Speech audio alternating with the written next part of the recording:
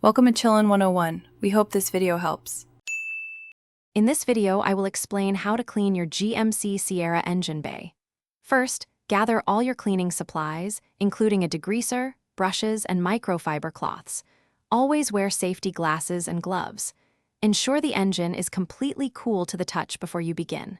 For safety, disconnect the negative terminal of your vehicle's battery. Finally, cover any sensitive electrical components, like the alternator and fuse box, with plastic bags or wrap to protect them from water. Now that your engine bay is prepped, let's get cleaning. Begin by removing any loose debris, such as leaves or dirt, using a brush or a shop vacuum. Next, generously apply a high-quality engine degreaser to all greasy and dirty areas. Allow the degreaser to penetrate the grime for about 5 to 10 minutes, following the product's instructions. Then, using a low-pressure water stream, thoroughly rinse the entire engine bay, ensuring all degreaser and loosened dirt are washed away. With the main grime gone, it's time for detailing.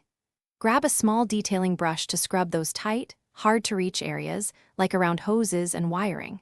After scrubbing, use clean microfiber cloths to wipe down all surfaces, removing any remaining water spots or residue. To give your engine bay a fresh look and protect it, apply a non-greasy protectant to all plastic and rubber components.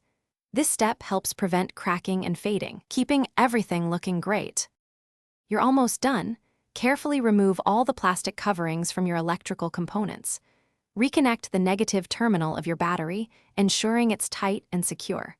Before closing the hood, take a moment to visually inspect the entire engine bay for any missed spots or lingering moisture. Finally, start your GMC Sierra's engine to confirm everything is running smoothly.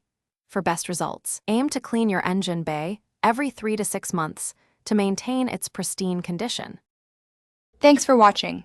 Consider subscribing if we helped you.